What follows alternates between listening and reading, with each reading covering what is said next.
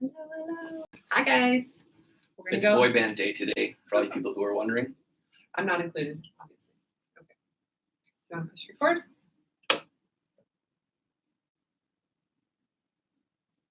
All right.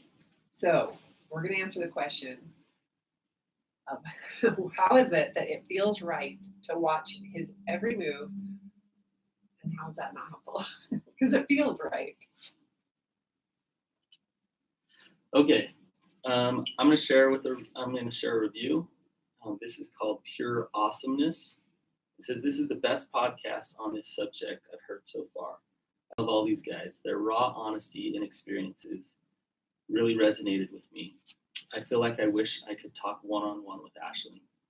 You can, by the way, if you join Patreon, the intimate access. Oh yeah. We have a male therapist who is great, but I'd really like to talk to a female who's been in my shoes, who really knows what I'm feeling. I have no one else to talk to, and I'm busting to vent because I think I'm on the verge of imploding. Anyways, all three are great. I soak in every word they say, and I take it to heart. I think they're the real deal. Please keep it up, guys. Yeah. Thank you, guys. And also, like Brandon said, come and talk to us over on Patreon. Right. We try to give you as much access as we can. So. All right. So I wanted to share, because this relates to my story as well as one of a girl that I've helped. She wanted to quit one of my groups the first month because it just was awkward and uncomfortable, not a lot of connection with the other girls in the group. I was the exact same way. I came home and told Kobe the exact same thing. I don't want to do this. Starting therapy about being betrayed or sex addiction is usually pretty awkward. yeah. So I was super okay with her going, but I also wanted her to give it a try, stick it out. She stayed another 4 months, and she just finished up group, and it was the coolest thing to watch her transform and to come into that vulnerability and get comfortable doing hard work. Yeah, that's great. Yeah, pretty cool. Awesome. I wanted to mention while we're talking success stories, I've done some intakes, talked to some people this week who were nudged into looking at themselves and do some work because of the episode we did on what if the experts, the betrayal trauma experts, are getting it wrong. Yeah. And what we talk about is getting unstuck from that victim mentality and moving forward and focusing on you. And people have taken that to heart who have listened to that, and I think it's been really helpful. So I'm happy to see everyone, the addicted or the betrayed, moving forward and taking ownership of their recovery. So it's awesome to see and hear. Love that. Okay, so let's get into the topic. So first off, I just want to describe what we're talking about. And as we do, I want you to know that this behavior is totally common and totally normal. And a lot of times it's the first reaction or response to being betrayed. So you might, as we talk about some of these things, you might be doing some of these things still. And don't beat yourself up for it, but really take a look at it. So what happens is D-Day comes, or just over time, his acting out continues. Spouse wants it to stop. He wants it to stop, but he wants her support, and she has a lot of fear that it's going to continue. And it creates this dynamic where she is the head of his recovery. She oversees it. She makes sure he stays sober. She he checks his phone in with her at night. She follows him on Find My Friends. She knows his every move, because if she can do that, then she has some control over whether or not he's going to act out or not. She makes sure that he goes to therapy. She schedules all the appointments. And I could go on and on with all the things that she does to somewhat make sure or force him into working, quotation marks, recovery.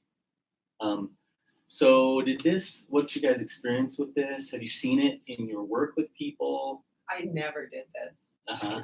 No, I totally did this. The first time I went to 12-step, long time ago, I was directed to go there by our therapist, and I recall having a book and taking it with never filling anything out. And I remember there were times when Asha would be like, "Hey, so," and this is back when we didn't have kids. "Hey, so you gonna go to group tonight?" And I'm like, "Yeah, I'm going." And then there were questions like, "Wait, so there's nothing filled out in this book? Is that like what's up?" And I'm like, "Oh yeah, we just read through it and so forth." So in the beginning, obviously I wasn't a very strong dictator, but I was Right. still Asking asking questions. questions. For Okay. sure. And as we got further along, it was more like, okay, this is the group that you're going to go to. This Yeah. is when you have therapy. I was doing like where I will schedule these things. This is what you're going to do, and There was a lot of oversight with my check-ins with my first The way quote you check unquote in. sponsor. Oh, she's kind of overseeing how much you check in with your sponsor. Yeah, she always questioned with my the validity, the efficacy of my first sponsor, who was really just my friend. yeah, which Okay. I We talked about the believe same was thing. more from my gut, right? I just didn't respond right. Like Okay. I knew it wasn't Legit. an actual Right. sponsor. Yeah, Okay. and so anyway, she would question it. Okay, but hang on here. Is it okay for her to question that? Is it healthy? If from your gut you're feeling like that's not really working for his recovery, is it okay to question that? I mean, she did. It depends. So it depends on. Absolutely, you trust your gut, but there's a difference between going to him and saying you have to, or this is what real recovery is, and you better. It's like threatening or fear-based, controlling, versus I'm like you're feeling something and you're reflecting back what you're feeling, and you're not controlling him, but you're saying, "Gosh, like this is where I'm at. This is how I'm feeling." Now he can, and here's the thing. It seems like when we talk about this topic, it's like, why is she doing this? The fact of the matter is the sex addict,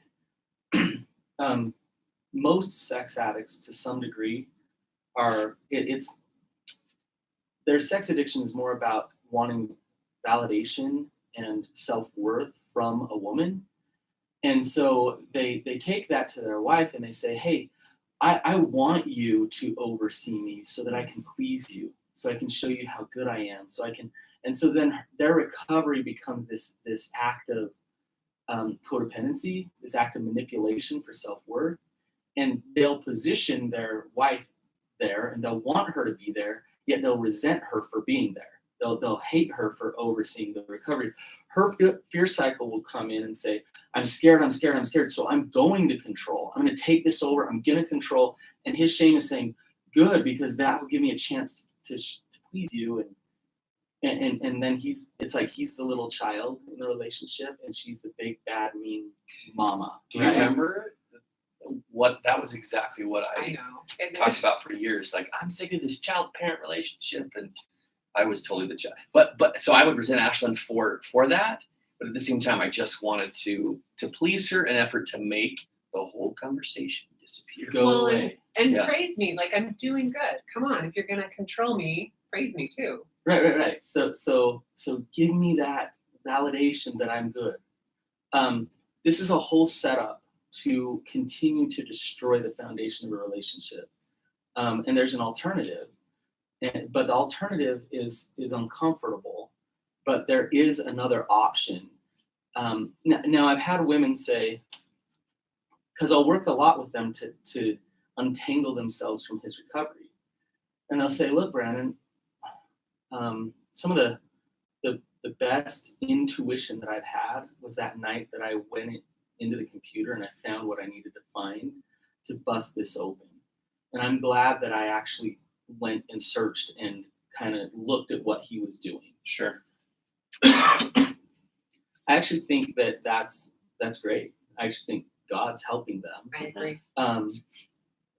but but therein is the quandary, right? Right, and so it feels like that's what I'm supposed to Do use all my the gut time. to oversee. And the fact of the matter is, when we talk about the process of rebuilding trust and the process of recovery, that undermines it, because one of the most important things for him and for her in the relationship is that he finds his own internal motivation in his recovery.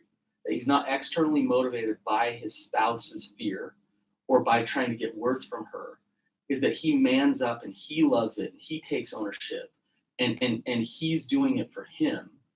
And if he's like what you were talking about, Kobe, then he's not doing it for him. He's actually trying to manipulate the situation to get something out of it. Does that make sense? Mm-hmm. Yeah.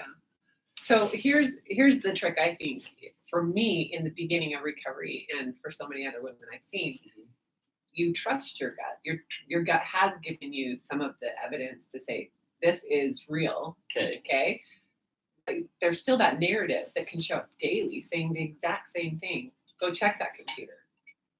Right. Okay. So for me, it was not only untangling from him, but untangling my thoughts and like which one is actually a prompting and which one is just making me crazy.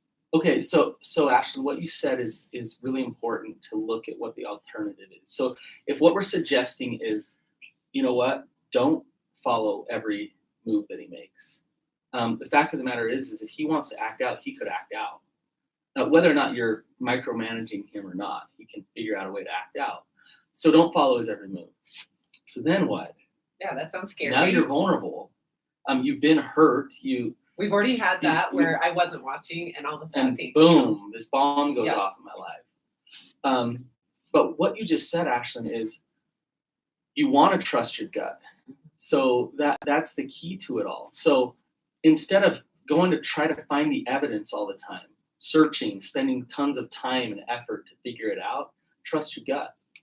So and you might be wrong, but let's just say you just feel yucky. You just feel like something's not right. And I hear this all the time.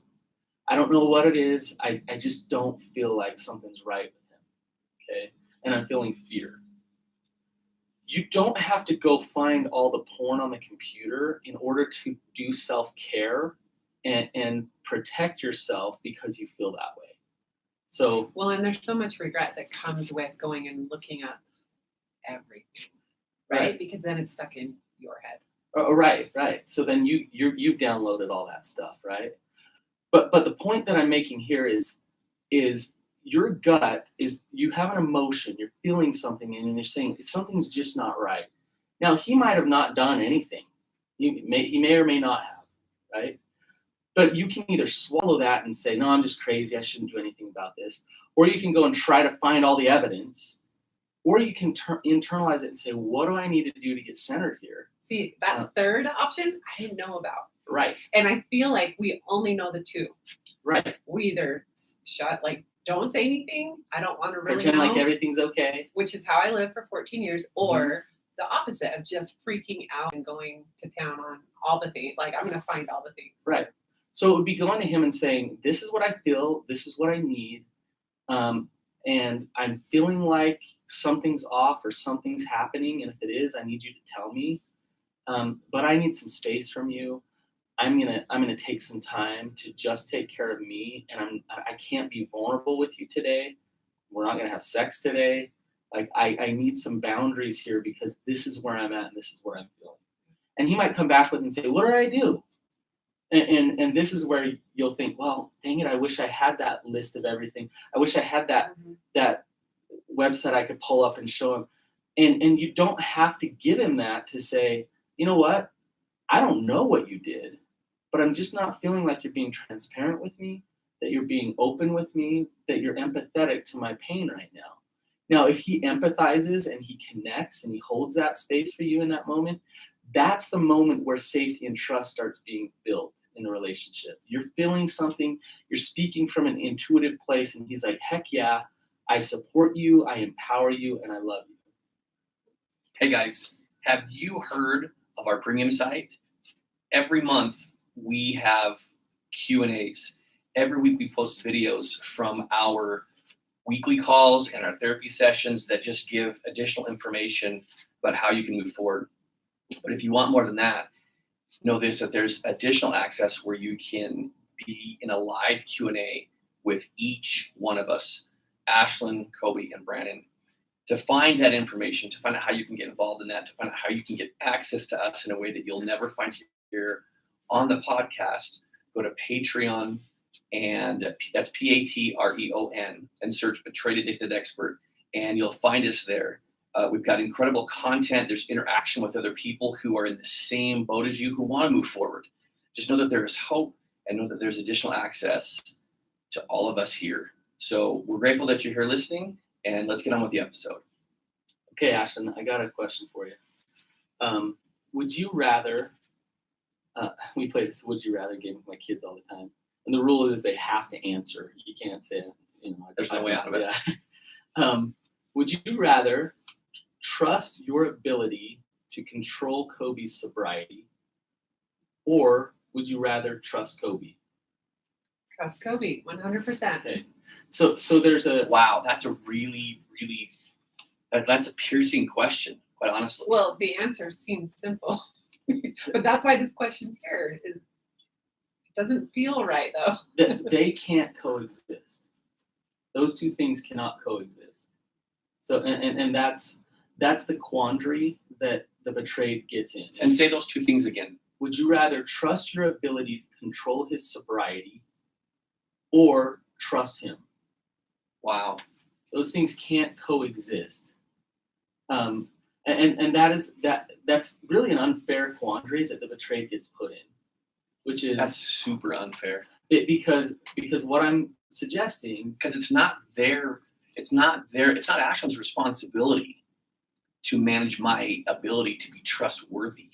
yes, That sucks. yes. So how is trust built? It's by giving some trust. And this is the vulnerable part, is to back off and to let him work his recovery is scary because you could get hurt again. But to back off and let him work his recovery gives him space to man up in his recovery, gives him some space to step into it. And as he steps into his recovery for himself, he's going to start creating safety for you in the relationship and with you in the relationship. This is where I feel like, for me, it was a giant step forward. It was scary. So it wasn't a baby step. It was like, okay, I'm gonna put this giant foot forward and say, I might get hurt. Right. You know, Right. This may not work out for me. So I would suggest, Ashton, because it seems like such a small thing. Like, hey, stop following him on Find My Friends. Stop. And I've had knockdown dragouts with some women, and they're like, I know I should, but I don't want to. I can't stop. It seems like such a small thing, but it's not. Let me ask a question, just for clarification for both of you on that. In that instance, what you just shared, when you have knockdown dragouts with the betrayed, again, it could be male or female, right? But the question is the pain of hurt that they feel inside the motivator that says, I want to control this, because if I can control this, then I mitigate the risk of me being hurt again. Well, I think it's fear on so many levels. Really? Yeah, if the betrayal came out and they're thinking, okay, we're going to therapy, we're going to make this right, we're going to hang on to our family, we're going to keep it all together. There's fear around security, their finances. There's fear around divorce and how that'll affect the kids. There's fear around why would he reject me and abandon me, and why am I not good enough? So there's her own shame there. It's driving this fear-based behavior to try to control him, to be connected to just her. So there's all kinds of fear. And then there's hurt underneath all of it. I don't want to get blindsided again. I don't want to get hurt again. Yeah. There's good reason why she wants to control For sure. his recovery. For sure. And so it's really Wow. scary to let go and step away from his recovery and say, look, I'm handing this back to you. So now she's going to focus on certain things that are all about her and her recovery. And what I would suggest is as you start to detangle yourself from taking over his recovery, make sure you have a good support system. A good support system of women who have done this, of women who get how hard it is, where you can just like vent out your fears. You can talk about your vulnerabilities and you can surrender it over to them. Okay. Another thing is a relationship with God, because we're talking about surrender. We're talking about things that you want to do and want to control, but to be able to say, God, I give this to you. He's going to work his recovery or he's not.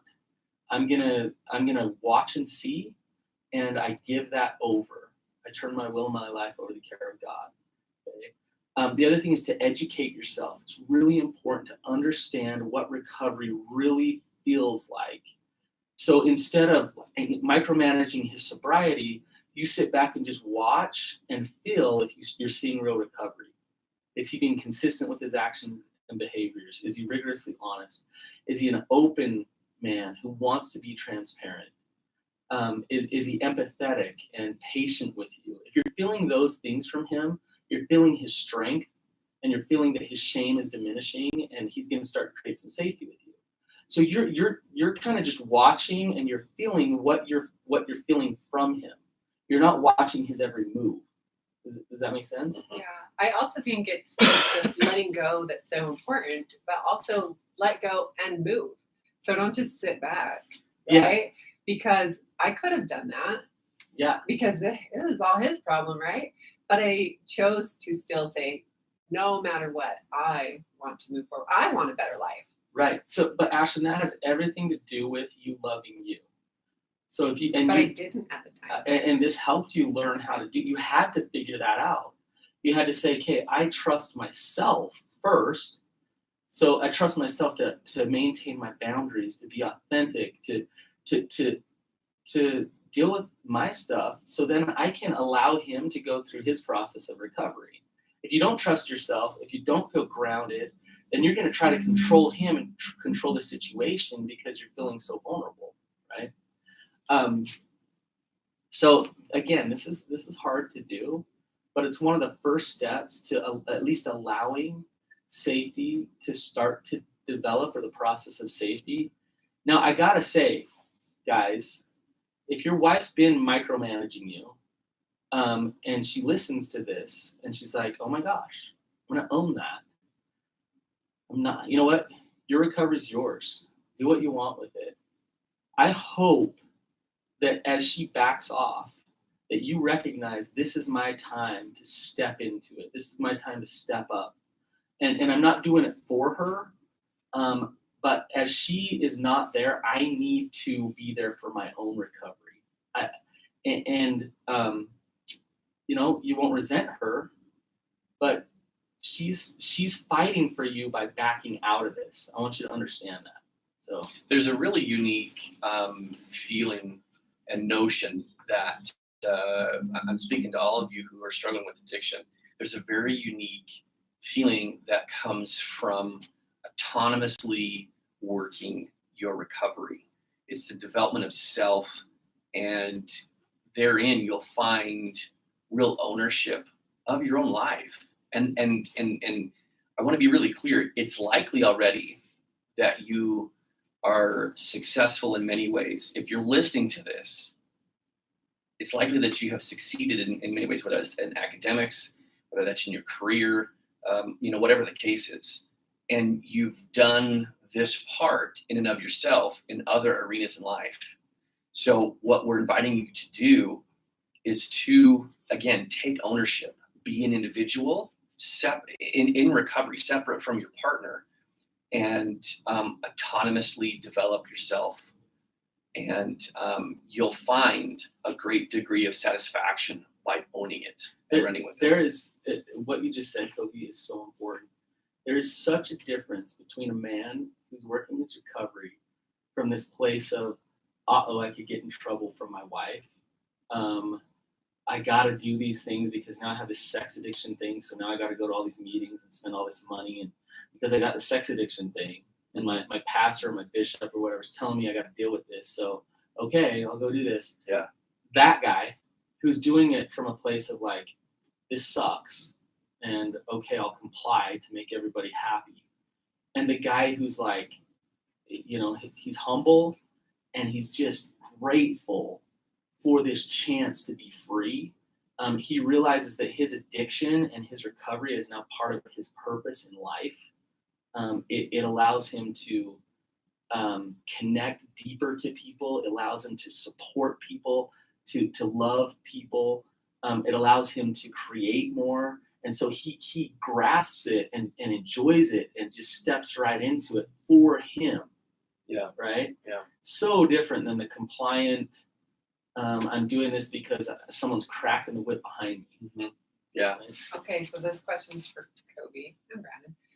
So what if I'm listening, I am the once addicted or currently addicted, and I want this. I want to be able to step into that. I want that empowerment to do it on my own. How do I share what I'm feeling without getting mad or pushy or you need to listen to this episode kind of thing? So you can really say to your partner, hey, listen, I want to take ownership of this. I want to be autonomous from you in my recovery. And I want to focus on me. And I want you to let go of me. Is that what you're asking? Yeah. Well, so what I'm hearing you ask, Ashlyn, is interesting because, if they went and gave this episode to their wife and it seemed like they were giving it to her to be like, hey, butt out. Yeah, right? This is for you. This is like, you need to listen to this. Mm-hmm. One part of an important part of recovery is rigorous honesty and authenticity for him. And as he starts to get into recovery, he needs to be boundary and honest with her. And it's really an uncomfortable thing when she comes to him and says, look, I want to check your phone every single day. You got to check in with it. Check it in at 9:00 at night with me.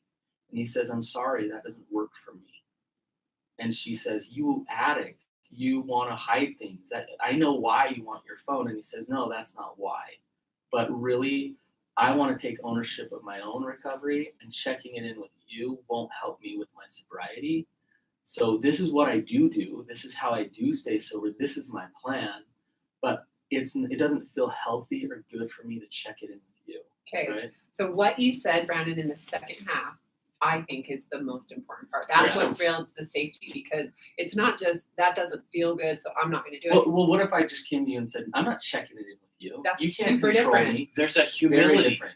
There's an humility, and then there is a vulnerability that is present in exactly how you delivered that. Well, But to be defensive and to be aggressive almost in defending that and say, no, you can't have this. but it's I'm done. also it's the safety of you're doing something okay. Like, Yeah. I do think it's important. That is where that transparency comes. Like, hey, I don't want you to hold this because it's heavy, but I'm willing and I want to do this, and this. I want to have my a sponsor. willingness. Yeah. So you guys are right.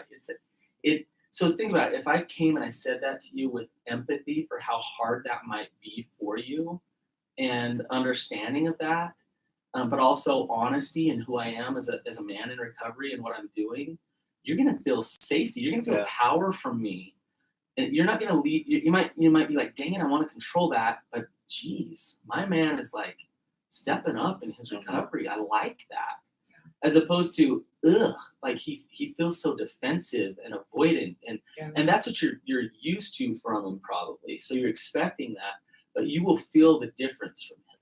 Yeah. So, guys, thanks for being here. We hope that you enjoyed this episode. This is really enlightening, actually, and it was a good episode. We enjoyed it anyways. All right, thanks, guys. So love to have you rate, love to have you review, and remember, there's always somebody out there who could listen to this and really benefit. So please feel free to share. All right, see y'all. Peace out.